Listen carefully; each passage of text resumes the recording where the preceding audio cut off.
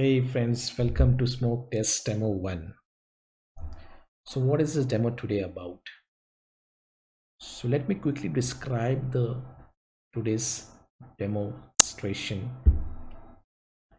Today's demo is about an important technique that adversary uses to stay persistent in the network, or you may also say to stay undetected in the environment. So what is that technique? So that technique is reflective DLL injection. So that's what we'll be talking in today's demo. What is reflective DLL injection? In the simple terms, it's a process of loading DLL from memory rather than disk. And what is the effectiveness of doing that? As I mentioned, the DLL gets loaded from memory. Nothing is written via or on the disk. It becomes very much difficult for the antivirus solution to detect such kind of behavior, thus giving an adversary an opportunity for a sophisticated antivirus bypass. Interesting, right? Yes, this is one of the technique that is very definitely used by the adversary to stay persistent in the network, right? So with that description, we'll also run through a practical exercise and do some simulation of this demonstration, and so that we can get more understanding what happens when the attack is performed, what kind of behavior can be noticed, how we can differentiate between the normal and the abnormal activity. So as mentioned, the objective of this demo is not to understand how the attack happens, but to understand what kind of traces, what kind of signs are created that can help us to determine that something is not good. So let's jump into the action in the practical demo. So before we run to the practical demo, let me give you a short description about the environment where this practical simulation will be performed. So we have a platform, two platforms. One is victim system, another is attacker system. Victim system is on Windows 10 operating system, and the attacker system will be the Kali distro from where the attack will be launched. So this is the victim system, that's on Windows 10 operating system. So as if now we are not aware about what kind of services are running, what ports are listening, and what applications are installed. So we don't have any visibility or information on that. So that's what we will be doing as a part of initial attack exercise. We'll be performing some recon activity to gather some information that will provide us an intelligent uh, that will add to our intelligence to know plot or attack accordingly. So let's move on to the next step. Let's do some scanning from our attacking system and get the visibility of this victim system in the terms of ports, applications, and the services listening on. So let's move to the attacker system. So I will be using the nmap utility to get the visibility of the victim's port and the services. So I'll do that for the top ports only, so that I 192.68.87.135. Sorry, typo, 187.135. Right, so this is the victim IP 187.135. 87.135, I'm sorry. So let's wait for the nmap to give the output so that we can get the visibility of the victim system. And so nmap is taking his own good time. we can expect that. However, we got the output finally. So if you see there are multiple ports open, so most of the ports that you can see is open in the Windows default, in the Windows by default, and that is required by the Windows family to do the for the functionality perspective. Now the interesting port here is 80 port 80, that is the same 80 HTTP services. So now what application is running behind the HTTP services? That is the next step, and that is the next step we have to perform to get that visibility. So again, we'll be using the none of the other tool but nmap to get that visibility, what application is running behind HTTP services.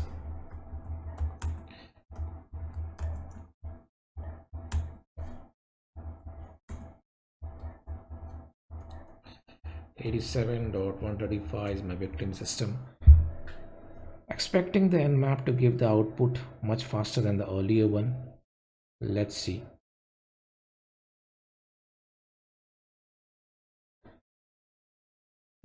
Taking at the same time.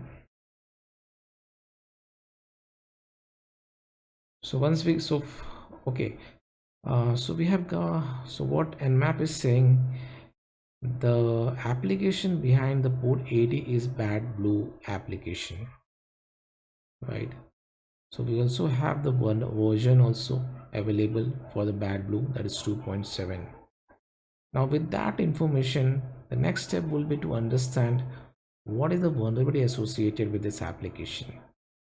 Can we find any vulnerability? Is there any vulnerability available? Can we exploit that vulnerability to get the control of the system, control of the shell of the system?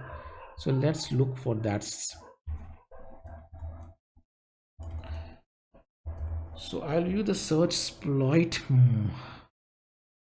command that will search the exploit DB database to check if is there any exploit available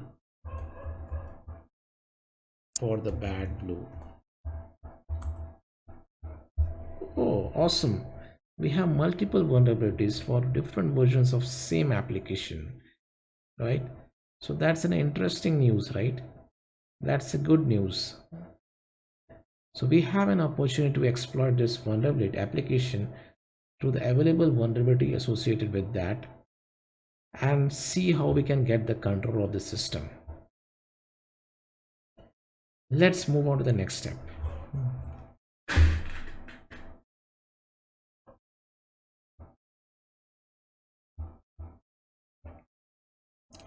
So I'll go to the second terminal and launch the MSF framework.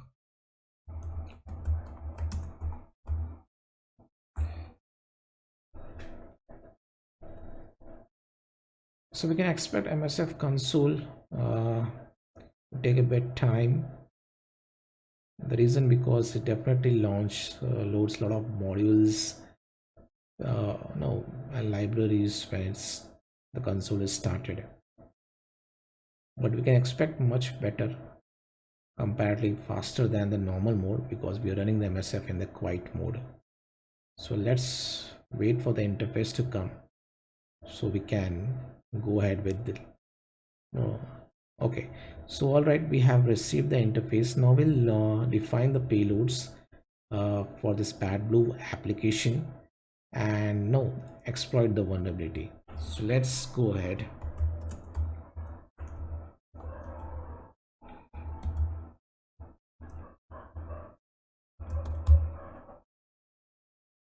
Bad blue pass through. So the payload is defined now. Let's map the remote IP, which is the victim IP for sure, which is 192.168.87.135. So let's see, is there any other configuration that is required to launch this exploit. So by default the remote port for the victim IP is 80, right? So we do not need to specify the port number until and unless if the application on the victim system, the vulnerable application on the victim system is listening on any other port other than 80. We have observed in the recon activity, in the nmap scanning activity, that the application is running on port 80. So by default, the MSF payload is taking the port 80 as the default value. So we do not need to change anything on that. So now we have the configuration set on this payload. Now we can launch an exploit and see what happens at the victim system. Before we do that, let's go in the victim system and look at some process before we launch this attack, so that we can with that we can have the visibility of the view, right? Visibility of the state of the system before the attack and after the attack. Okay, so let's go ahead. So I have a process explorer also. So that has been, so guys, so if you see over here in the process explorer, going in the bottom, you can see in the explorer.exe we have multiple processes that is launched. The process explorer that we are looking into right now, the tool that is owned by the system internal Microsoft. This is system security health tray, VM utilities, OneDrive. The last is the bad blue application that is running on this victim system, right? So if you open this, double click on this, if you can see in the TCP IP block, it is listening on the loopback only right now. There is no remote connectivity or no communication happening with any remote address or remote IP. Right? As soon as we exploit, we will see some connectivity happens to the attacker system, and we can notice that connectivity from this TCP IP block, right? That is the one other thing. Another thing is that what happens at the process level. Is there any additional process spawned when we hit the exploit?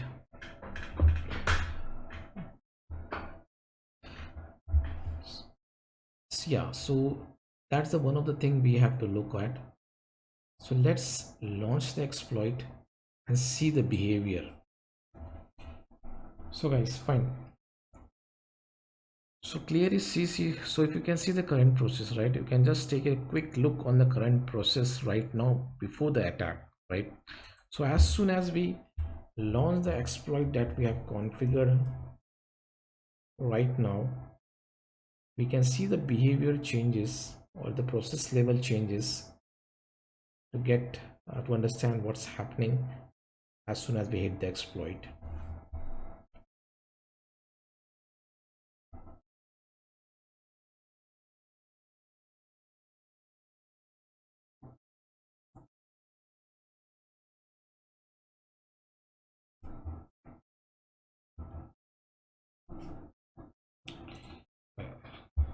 So if I hit the exploit over here,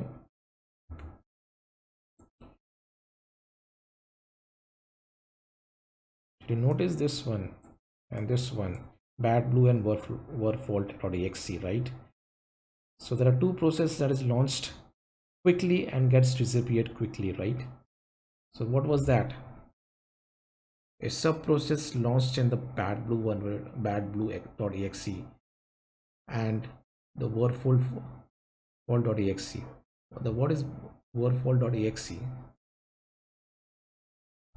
That is an Windows Microsoft function utility based to send the crash, the error reports to the Microsoft whenever application crashes, right?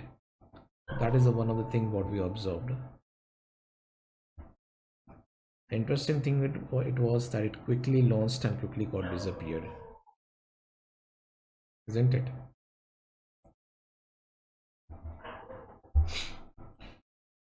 Fine.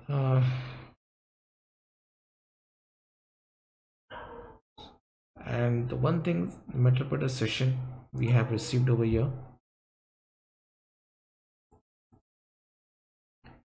if you look at this now, you can get the view over here, right? So we have received them a reverse shell on the attacker IP, and this is 87.130 is that Kali IP, the attacker's IP, where it is connected to via this metadata session. All right.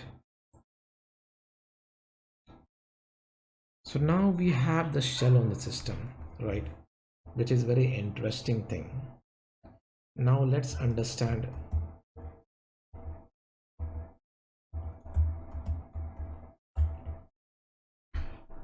So we have got the shell. If you look at the process, right, what process are getting spawned over here? This is the process of the victim system. We are looking at the process of the victim system right now. So now we have got the shell. I would like to migrate into the stable process so that I can so I can maintain the stability at least at the process level before I do the next attack, that is reflective DLL injection. So let's migrate to a stable process, which is obviously in export.exe at most of the times.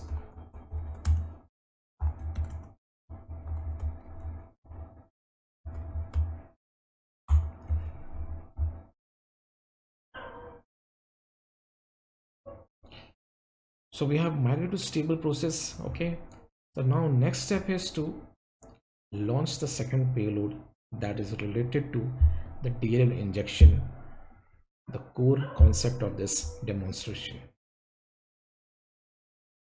right? So let me tell you one thing.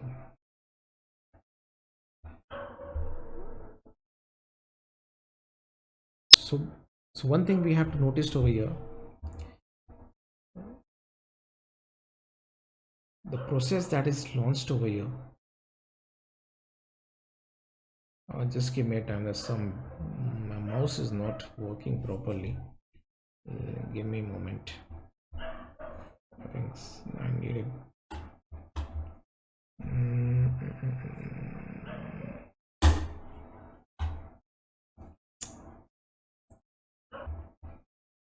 So fine, we'll launch the secondary payload now.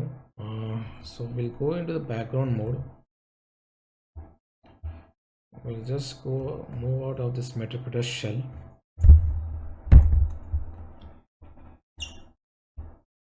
So the reflective DLL payload will be, let me do something clear. Use host Windows manage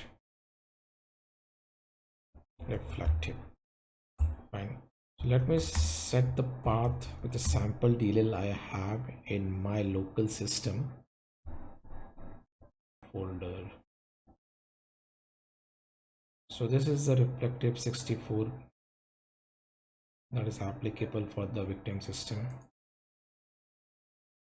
So I will set the session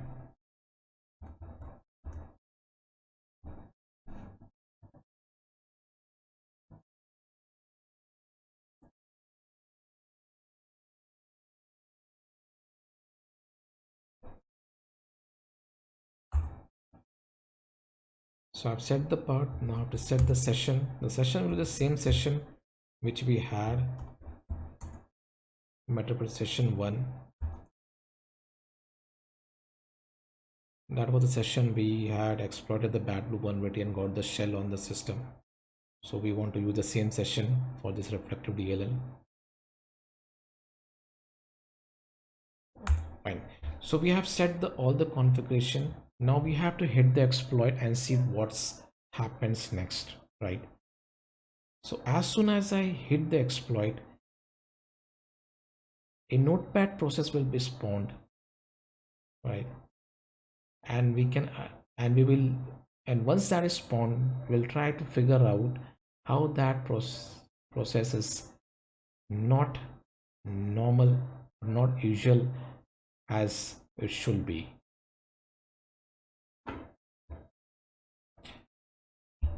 So let me do that. exploit.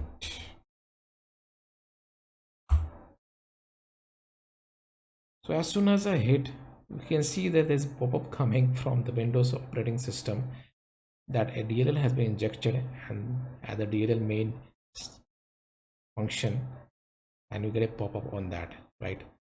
And the process level, you can see the notepad is process is spawned, right?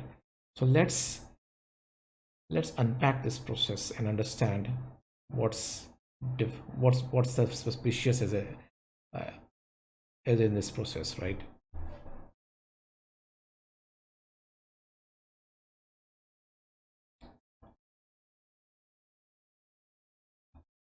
Fine. So if you see this notepad process, right? Let me now tag this with proper naming conventions and all that stuff. So this is the process.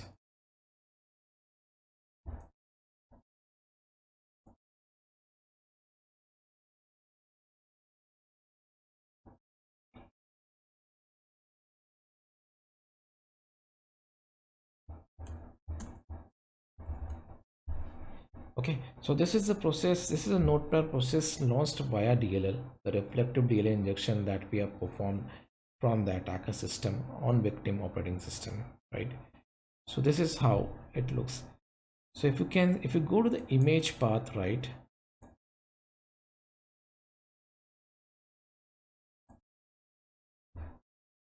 And you can see the image path. What's the image path looks like? See Windows notepad.exe, right?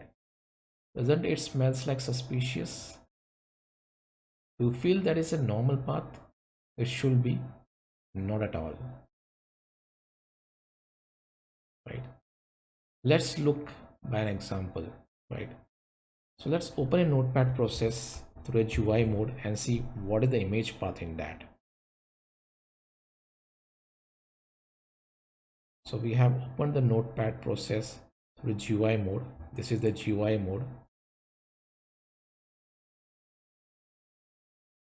So let me tag this with GUI.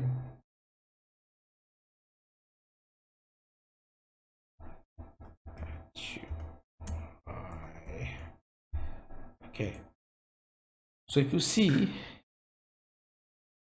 the path over here is Windows System32 notepad.exe, right? So let's open the notepad with a CMD process.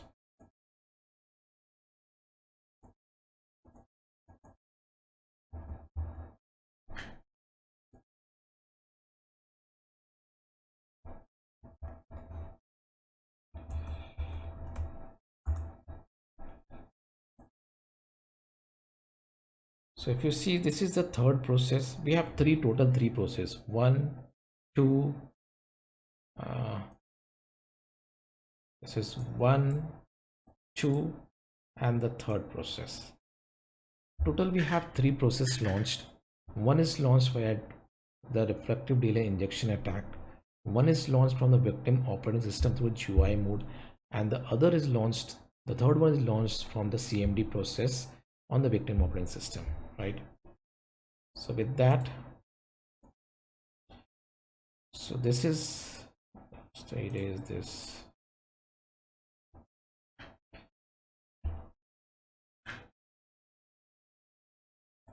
So I'll open this third process, which is via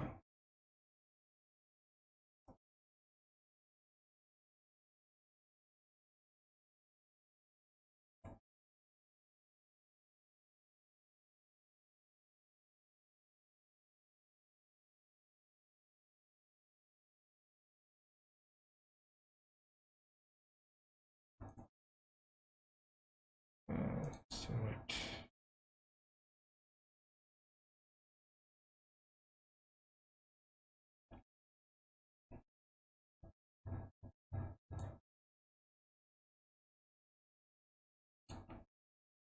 Okay, so I'll let me arrange this properly so that we can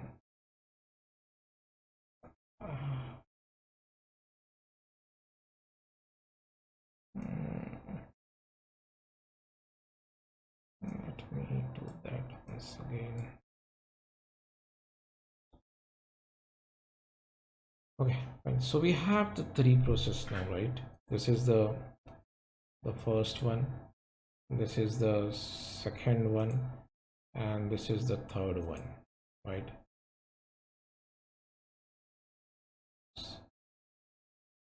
So this is via DLL, this is via let me make it more comprehensive over here. Via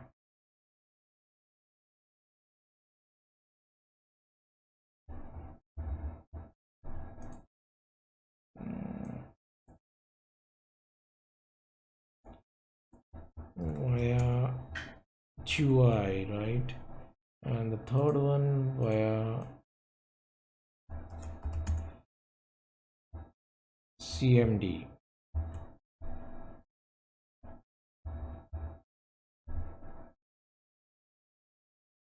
Okay,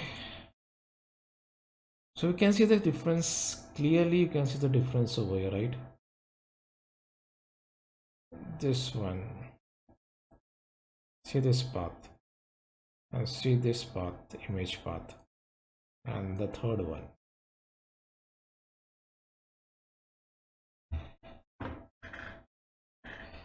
So if you see the path image which is launched by a reflective DLL injection attack is C Windows Notepad.exe, while the one that is launched normally from the Windows operating system from the GUI mode and the CMD mode, the path is C Windows System32 Notepad.exe.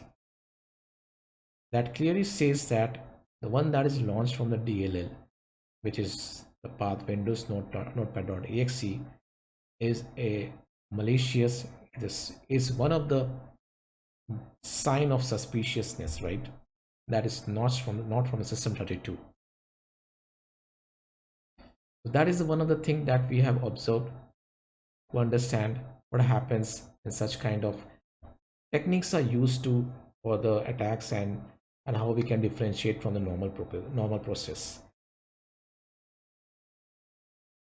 So the one that is from DLL, it's definitely showing the path is different from the normal one.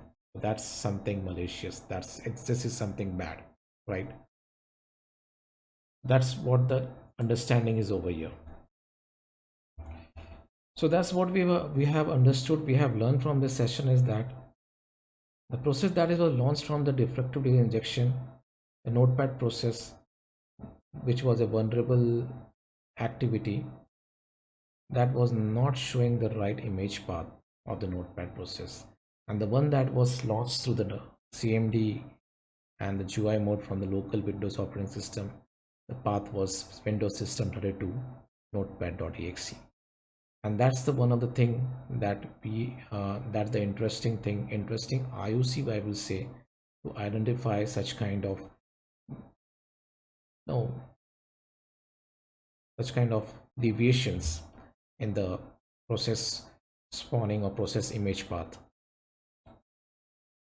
So with that understanding, with that observation, what we have learned is that what we have noticed, let's summarize that in a quickly in a two-liner note. What are the key observations for this topic? So as soon as we launch the exploit to get the shell of the victim system by exploiting the vulnerable app bad blue BB, we observed there was a child process of bad blue launched under the parent process of bad blue itself, and there was one more process wordfault.exe, which is a Microsoft process to tap all the crashes and the error reporting, which was launched and quickly and disappeared quickly, right?